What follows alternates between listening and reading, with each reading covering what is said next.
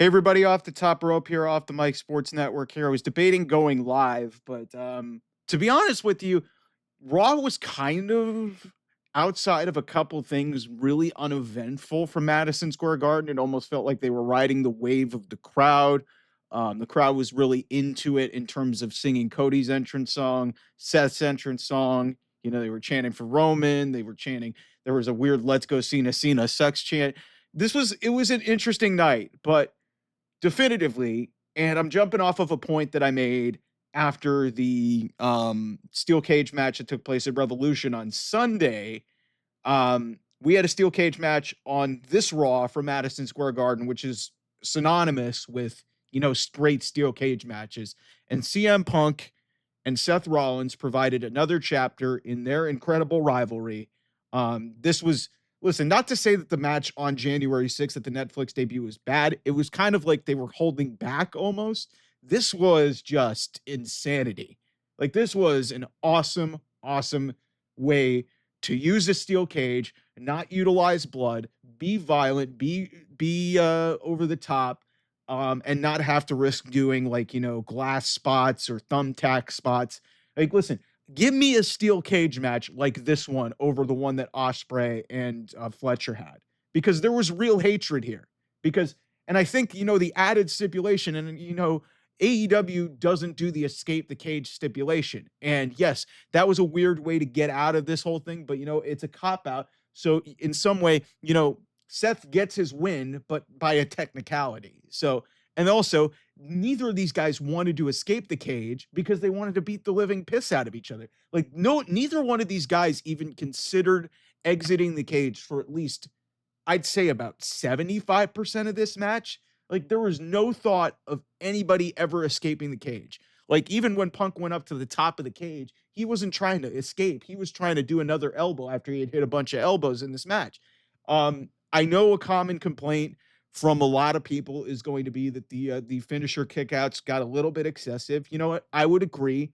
It got a little bit over the line. I thought, okay, you guys, you maybe could have taken like maybe one of those punk moves out. Like, I get them kicking out of each other's finisher. Like, that's fine. But it got to a little bit of a point where it was just like I think at one point Rollins hit a GTS and the stomp, and he still didn't get it. And then of course at the end of this match, I think Punk was probably going to lose via pinfall, and Roman just made it a technicality so you can actually it gets them out of this without seeing a visible pinfall on CM Punk. So that's actually kind of a win in this regard. Listen, and the biggest thing that I can take away from this is the same exact thing that I said about Kevin Owens and Sami Zayn in comparison to the Ospreay Fletcher match. Is, listen, you do not have to go to grotesque lengths to do crazy shit. Like, granted, okay, the Spanish fly off the top of the cage was a really cool spot, and you would see that in a steel cage match. We've seen really cool spots from on top of the cage, but what good did the Styles Clash into the thumbtacks do? What good did like a bunch of the screwdriver do? Like, they didn't use any weapons. They just utilized the cage. They used the ring psychology and just their pure hatred for each other. And I understand that Ospreay and Fletcher hated each other, but some of the spots that they were doing just did not match up with the level of hatred of this match. Because you could make the argument Rollins and Punk hate each other a lot more than what Fletcher and Ospreay were doing on Sunday night at Revolution. So that's really my big takeaway from this match. Is to me, this was an all-timer steel cage match. Yes, aside from the finisher spamming near the end of this thing, one thing's for certain: CM Punk, man, this guy, after having like half the year off because of injury last year, this guy in 3 months of 2024 of 2025 has already had 3 matches on Raw. That's 3 more than he'd had in the last 10 years on Raw, because he wasn't there. And then he didn't have a match on Raw during most of his first comeback year, where he was back in late 2023. His first match was the Royal Rumble, and then he didn't compete until SummerSlam of that year, and none of those matches actually happened on Raw. So he has, obviously, the match on January 6th, the qualifier with Sami Zayn, and now this steel cage match in Madison Square Garden. So And, like I said, the biggest thing coming out of this is you want a story and you want something compelling. And they got me sold on a freaking unbelievable idea for WrestleMania that could very well main event the show, even with no stakes. And maybe the stakes in this is that, hey, winner gets to be added to Cody and Cena at WrestleMania. Maybe that's what it is.